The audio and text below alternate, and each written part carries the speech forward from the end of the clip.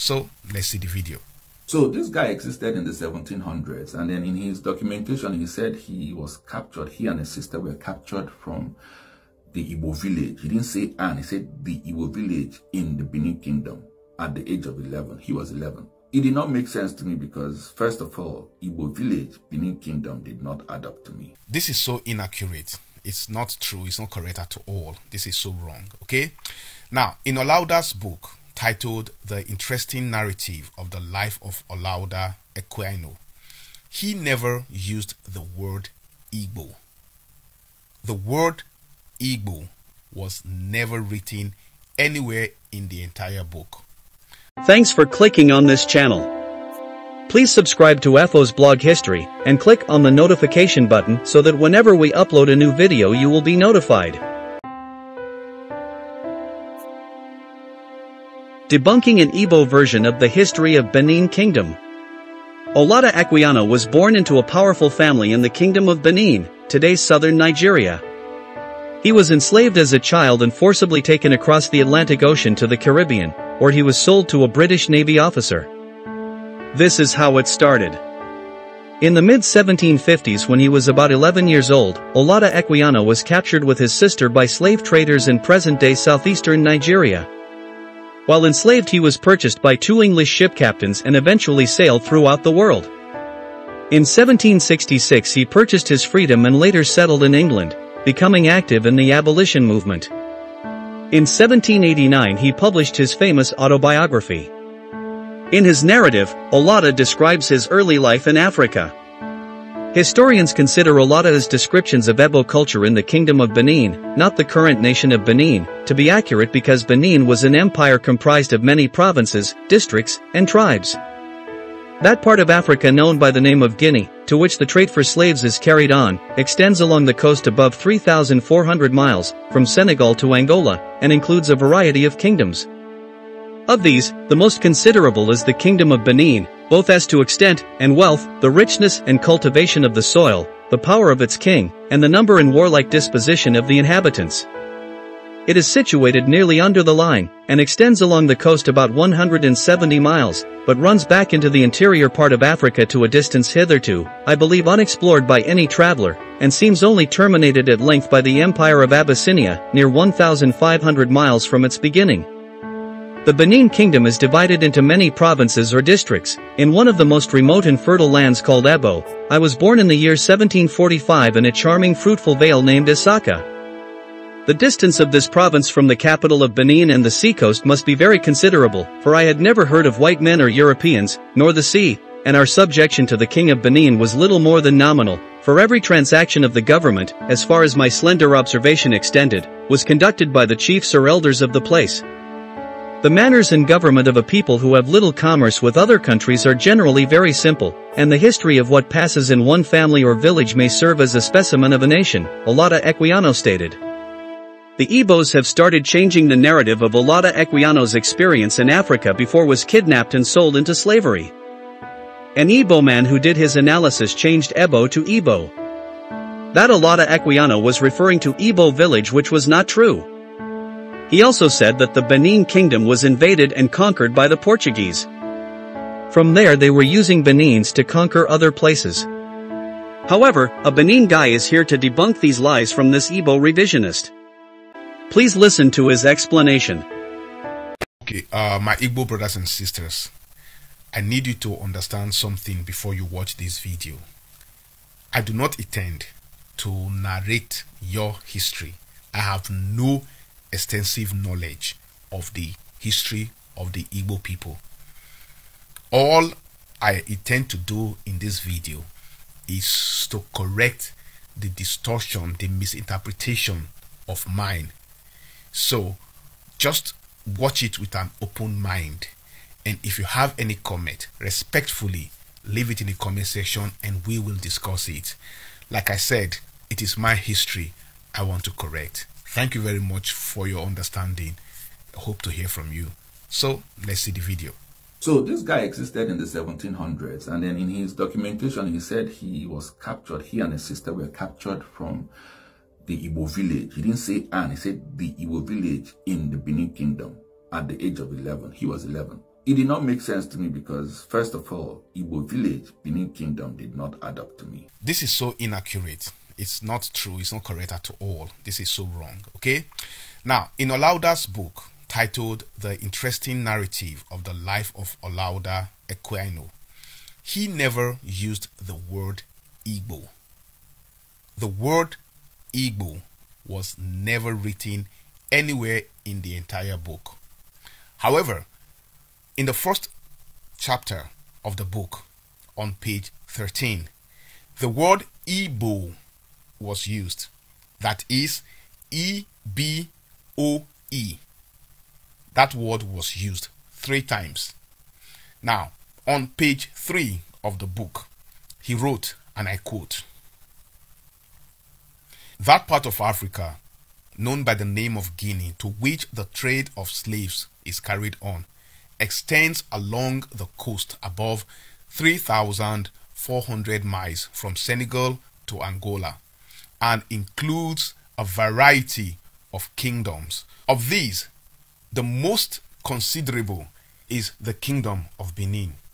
Okay, for the sake of brevity, because it's a very long text, let's go a bit further down to page 12, where he first mentioned the name Igbo.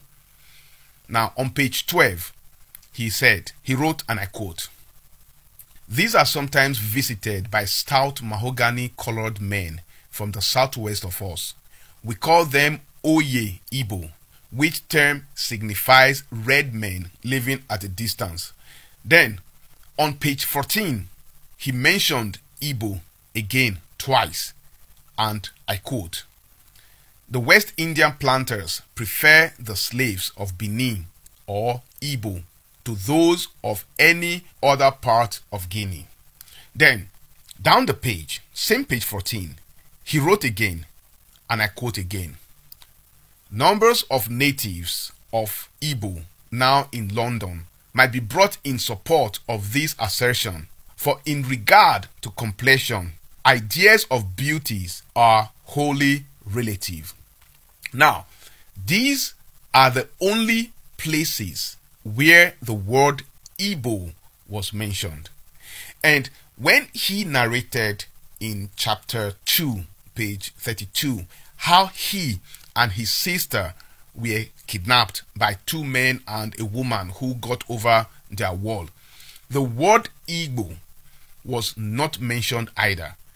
So there is nowhere in the book, not in the entire book, there is nowhere he wrote the word or mentioned the word Igbo as in IJBO, let alone the Igbo village, unless he wrote that in a different book I haven't seen or read yet. Maybe. Now, there's a historical fact that the Portuguese invaded the Benin Kingdom in the 14th century. That is hundreds of years before this guy existed. And then after they captured the Benin Kingdom, they used the Benin captured people to go further in to capture the neighboring communities. Some were Igbos. Okay, this claim is a gigantous historical misinterpretation. It is everything but historical facts, as you claimed. And metaphorically speaking, it is a historical assassination, so to speak. I mean, the claim that Portugal invaded and captured the Benin Kingdom and then used it as a base to expand into Igbo land obviously stems from a place of ignorance or from a misunderstanding or misinterpretation of historical events. But if I may, let me debunk it with facts from historical sources and records, okay? Good. So first thing first, let's start with the Portuguese. Now, the Portuguese did not invade or capture the Benin Kingdom, nor the Dutch, who followed subsequently, that is some centuries later. Now, this is not just me saying this. This is not my opinion. This is not just an opinion. This is backed by historical facts. So, let me dumb it down for you. Let me explain it, okay? Now, the first known European contact with the Benin Kingdom occurred when Portuguese explorers, led by João Afonso de Aveiro, arrived the West African coast of Benin in 1485 during the reign of Oba Ozolwa. Now, Duarte Pereira was one of the first Portuguese to document interactions with the Benin Kingdom. In his book Esmeralda de Cito Orbis, he expressed admiration for Benin's advanced political organization and its highly structured society. Now, he noted that Benin was ruled by a powerful king supported by a well-organized court system.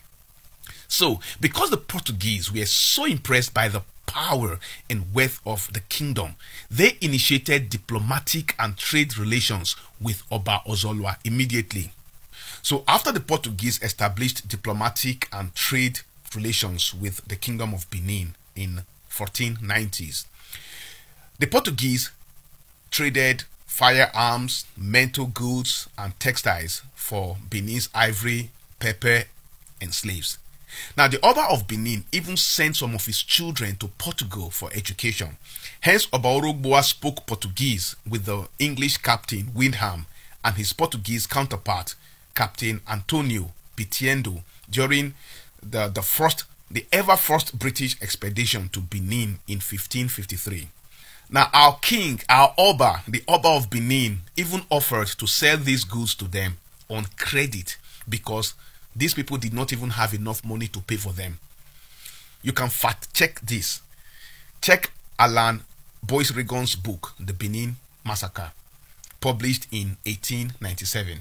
Now, Alan Boyce Regon was one of the two survivors of the British soldiers under Philip that were unalived in Benin after they forced their way into the kingdom when they were warned not to do so.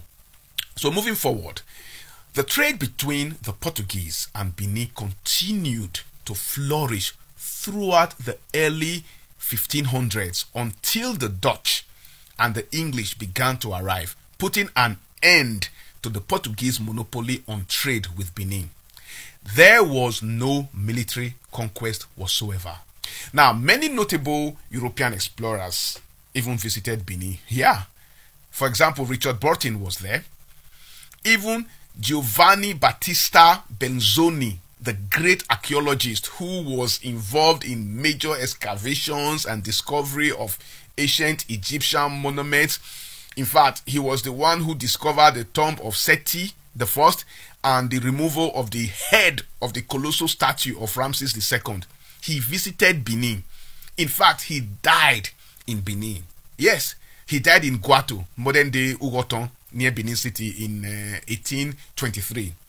The real historical records shows that both the Portuguese and Dutch respected Benin's power and maintained commercial relationships without attempting to dominate the kingdom.